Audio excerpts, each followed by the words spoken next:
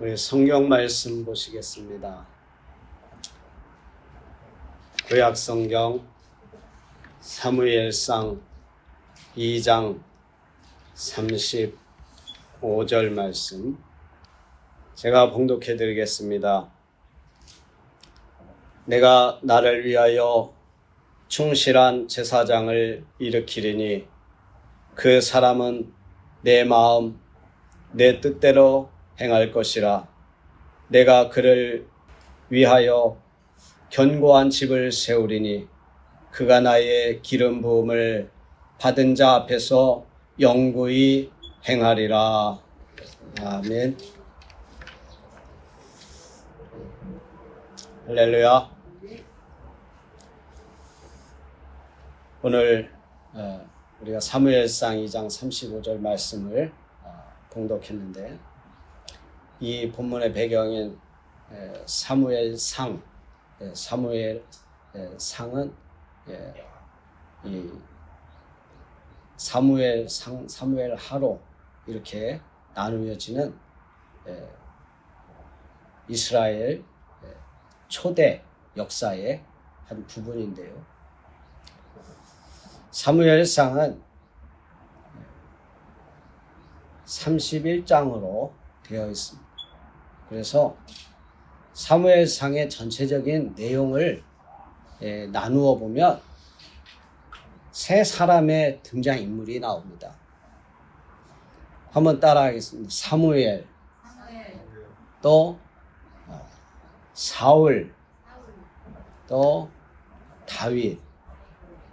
그래서 사무엘상을 기억하려면 3, 4다 간단하게 세 글자로 사무엘, 사울, 다윗, 이렇게 3, 4다 사무엘, 사울, 다윗의 이야기가 이 사무엘상 전체의 이야기입니다.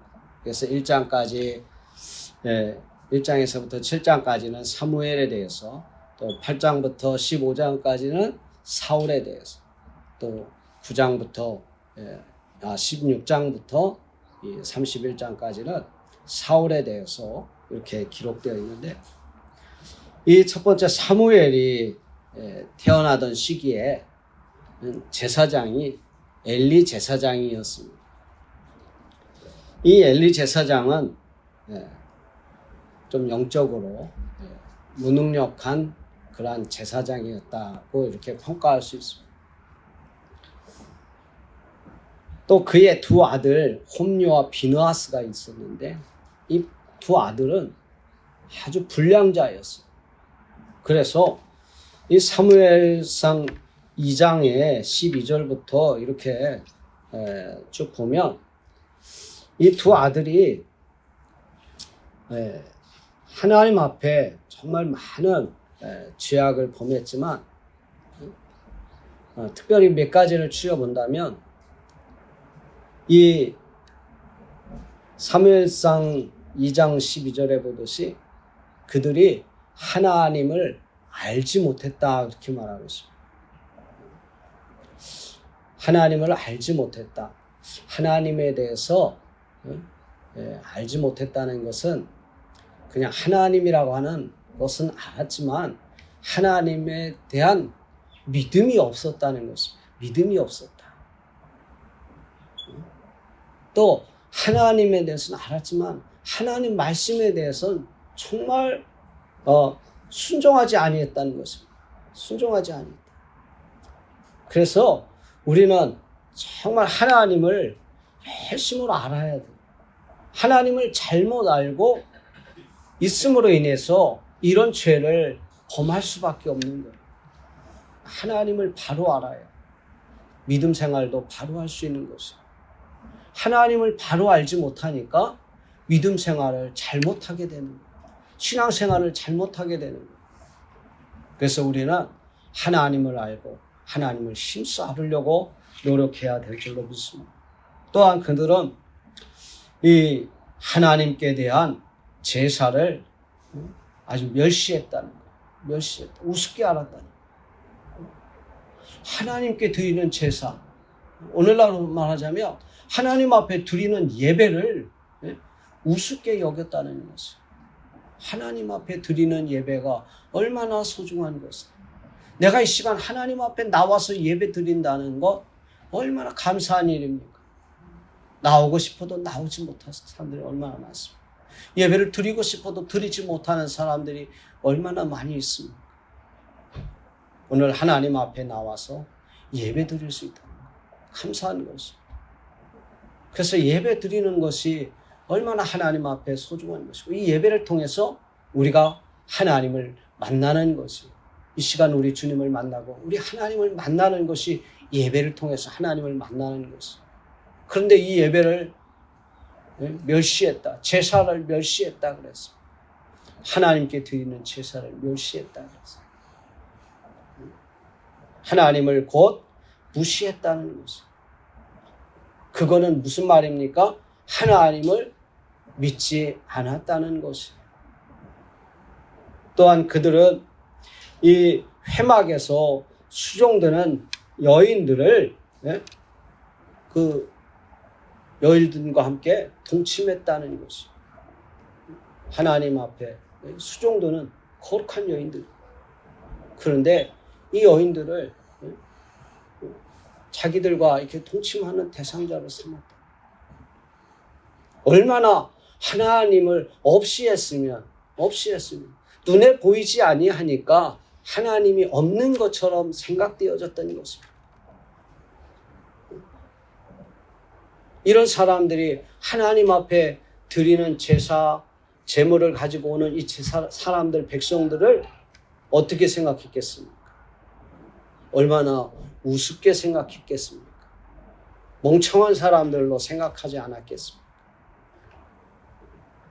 하나님을 알지도 못하고 하나님 앞에 제사를 드리는 제사를 멸시하고 또 하나님 앞에 회막에서 수종드는 여인들을 자기들 마음대로 취하고,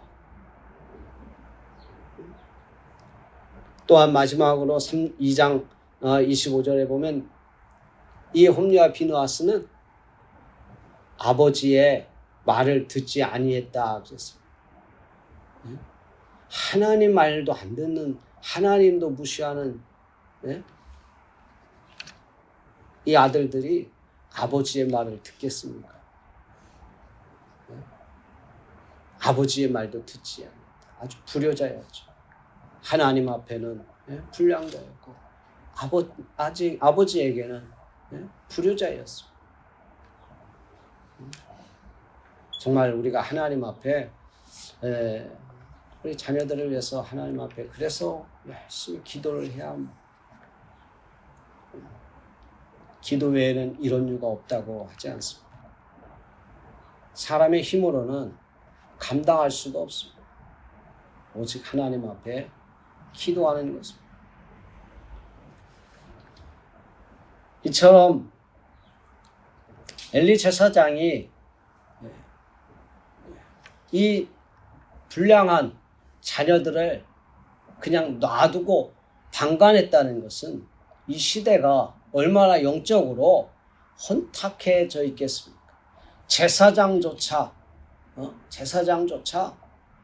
그 제사장의 아들이 당연히 제사장이 될 것인데 이 아들들조차 하나님을 무시하고 하나님을 믿지 않는데 얼마나 영적으로 혼탁해져 있겠습니까? 종교의 지도자가 이렇게 불법을 행하고 또 타락해버리면 백성들은 더 타락하게 되는 것입니다. 그래서 하나님은 새로운 하나님의 뜻에 맞는 하나님 마음에 합한 이러한 제사장을 새로 세우게 되는 것입니다. 그래서 우리가 읽은 사무엘상 2장 35절 말씀, 내가 나를 위하여 충실한 제사장을 일으키리니 그 사람은 내 마음, 내 뜻대로 행할 것이라. 그래서 하나님 마음 들고 하나님의 뜻대로 행할 수 있는 제사장을 세우겠다는 것입니다. 그래서 이 사무엘이라고 하는 제사장이 등장하게 되는 것입니다. 근데 이 사무엘의 상을 통해서 우리가 깨달을 수 있는 것은 등장인물 세 사람이라고 그랬습니다. 사무엘, 사울, 다윗. 이 사무엘의 첫 번째 등장하게 된 배경의 내용이 사무엘상 1장과 2장에 나오는데, 누가 나오냐면 엘가나라는 사람이 나오고, 또 그의 아내 한나가 나옵니다. 근데 이 엘가나에게는 두 아내가 있습니다. 한나와 또 분인나가 있습니다. 근데 성경에 표현하기를 이 한나의 와 이 분인나의 관계를 적수라고 표현합니다. 적수. 친한 사이가 아닌 거예요. 참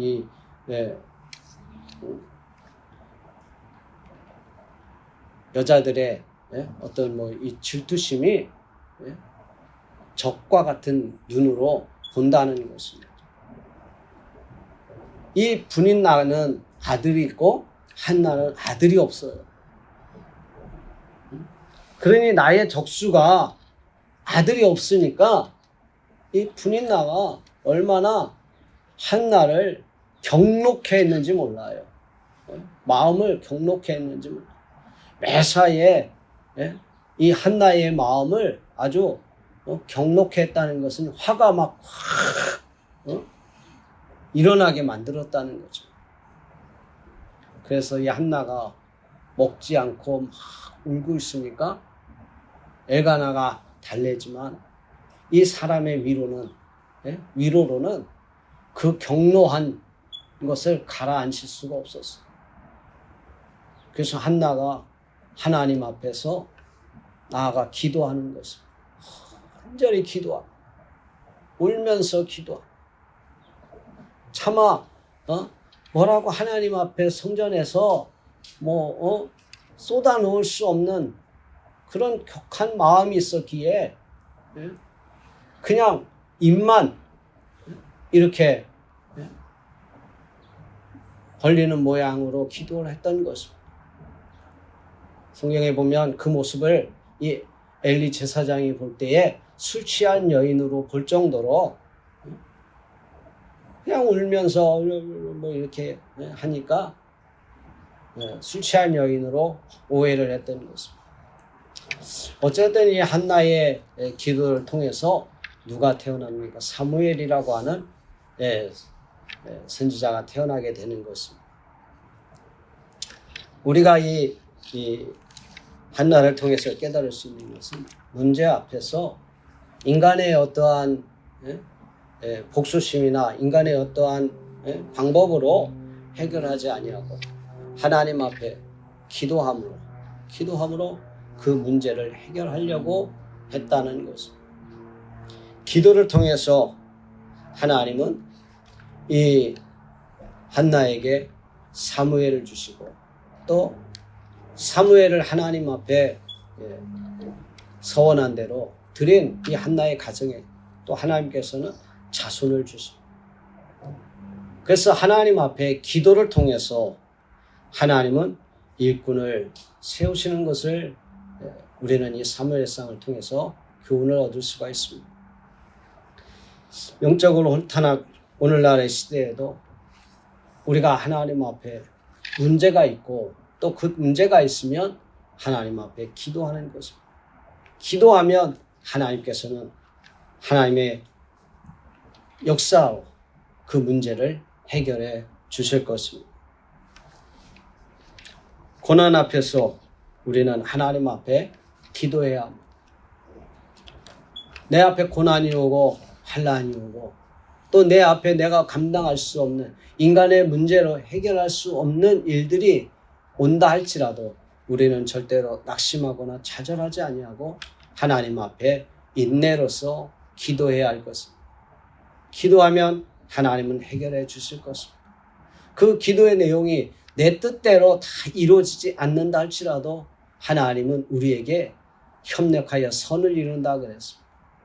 좋은 방법으로 좋은 것으로 하나님은 우리에게 해결해 주실 줄로 믿습니다. 그래서 기도하는 사람이 이 시대를 바꿀 수 있는 것입니다. 인간의 방법으로 시대가 바뀌는 것이 아니라 기도하는 사람들로 인해서 하나님의 시대가 이끌어져 가고 하나님께서 기도를 통해서 시대를 바꾸는, 우리의 환경을 바꾸는 그러한 역사를 일으키신다는 것입니다. 또한 8장부터 15장까지는 누구에 대해서 나옵니까? 사울에 대해서 나옵니다. 사울은 이스라엘 백성들이 왕을 구하자 이 사무엘을 통해서 하나님께서 이스라엘 백성 가운데서 왕을 세우십니다. 그래서 처음 세운 것이 사울 왕인 것입니다. 이 사무엘상을 통해서 보면 사울 왕은 처음에는 아주 겸손한 사람이었습니다. 그래서 그가 이 표현하기를 정말 자신은 이스라엘 모든 지파 가운데서도 가장 작은 베냐민 지파고 베냐민 지파에서도 가장 미약한 자기를 내가 어떻게 왕이 될 수 있습니까? 라고 아주 자신을 낮추는 그러한 겸손한 사람이었습니다. 그럼에 불구하고 이 사울은 처음에는 겸손해서 이렇게 하나님 앞에 기름 부음을 받아서 왕이 되었지만 또한 나중에 자신이 교만해서 정말 그 모든 것을 잃어버린 자로서 이 성경을 통해서 우리가 알 수 있는, 하나님 앞에 우리는 그러므로 정말 겸손을 유지한다는 것이 이 사울의 일생을 통해서 보면 정말 쉽지 않다는 것을 알 수 있습니다. 내 사회적인 지위가, 내 명예가, 또는 어떤 자리가, 어떤 권세가 나로 하여금 겸손한 사람에게서 이 교만한 사람으로 바꾸어 간다는 것입니다.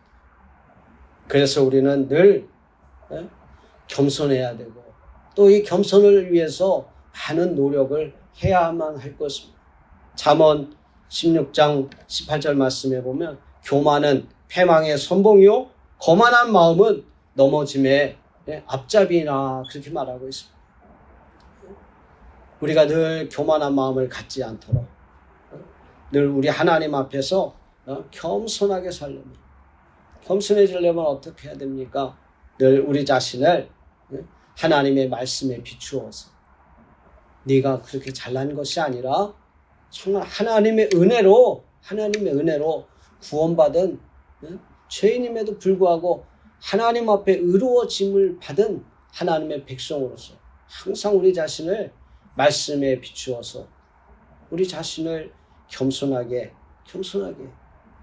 살아계신 하나님 앞에 우리는 항상 머리를 들고 이렇게 교만한 것이 아니라 하나님 앞에는 나올 때 겸손한 모습으로, 그래서 하나님 앞에 우리가 주일마다 예배를 드리면서 하나님 앞에 감사하고 또 나에게 주어진 모든 것을 하나님 앞에 돌리고, 그러므로 우리가 날마다 하나님 앞에 겸손한 삶을 살 수 있는 것입니다. 우리들의 삶이 정말 하나님이 세우시고 하나님이 사용하시는 우리 하나님의 사람들이 되어야 될 줄로 믿습니다. 나를 오늘까지 인도하신 것이 내가 잘나서 된 것이 아니라 하나님이 나를 이끌어 주신 것이라는 것을 우리는 고백하면서 살아가는 저와 여러분 되시기를 바랍니다. 마지막으로 16장부터 31장까지 누구에 대해서 나옵니까? 다윗에 대해서 나옵니다. 이 다윗은 하나님이 중심을 보시고 또 하나님이 세우신다는 것을 보여주고 있습니다. 이 사울을 하나님이 이제 버리시기로 교만한 사울을 버리시기로 작정하시고 새로 왕을 사무엘을 통해서 세우게 하시는데, 이새의 집에 가서 이새의 아들들 중에서 하나님께서 왕을 세우시겠다 그랬어요. 그래서 이새의 7 아들을 하나씩 이 사무엘 앞에서 말하자면 선을 보이는 것입니다. 첫째부터 일곱째까지 보는데 다 사무엘의 마음에는 마음에 들었어요. 키도 크고 용모가 준수하고. 그런데 7명이 다 지나도록 하나님은 사무엘 마음에 감동을 주시지 않는 것이죠. 그런데 하나님은 반드시 이새의 아들 가운데 있다고 했거든요. 그래서 다른 아들은 없냐 그러니까 말째가 있는데 지금 양을 치고 있다는 것입니다. 아버지 이새의 마음에도 다른 형제들의 마음에도 말째 다윗은 너무나 하찮고 인간의 눈으로 볼 땐 좀 볼품없었던 것이죠. 그래서 너는 양이나 치고 있어라. 볼 것도 없다. 볼 것도 없다. 그래서 양을 치고 있던 것이죠. 이 양을 치는 다윗을 볼 때에 하나님은 이 사무엘에게 이렇게 말씀합니다.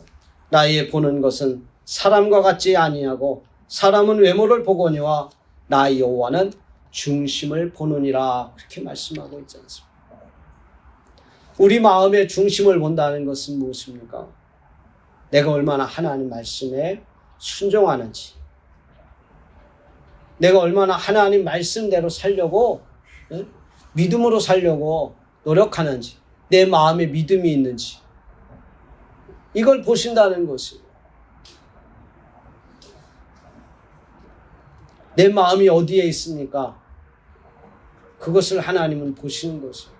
내 마음이 하나님을 향해 있는지 세상을 향해 있는지 다른 것을 향해 있는지 하나님은 보신다는 것입니다. 예배를 왜 나옵니까? 하나님 보시기 위해서 나온 거 아닙니까? 사람과 관계를 맺기 위해서, 어떤 사람들은 비즈니스를 위해서 교회 나오는 사람들이 있습니다. 사람들을 만나기 위해서 나오는 사람들이 있습니다.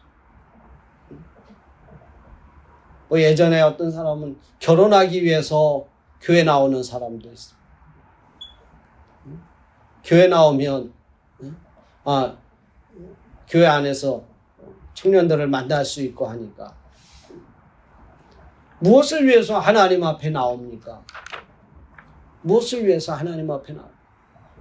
하나님은 우리의 마음의 중심 속에 정말 하나님을 보고 하나님만 바라보고 나오는 것인지, 사람의 생각을 가지고 나오는지, 어떤 관계를 위해서 나오는지, 이익을 위해서 나오는지 하나님은 보시고 계신다는 것입니다. 사람은 외모를 봅니다. 그러나 하나님은 중심을 보신다 그랬습니다. 그래서 사도행전 12장 2절에도 다윗을 표현하기를 내 마음에 맞는 사람이라. 내 마음에 맞는 사람. 우리는 하나님 앞에 정말 하나님 마음에 맞는 사람이 되어야 될 줄 믿습니다.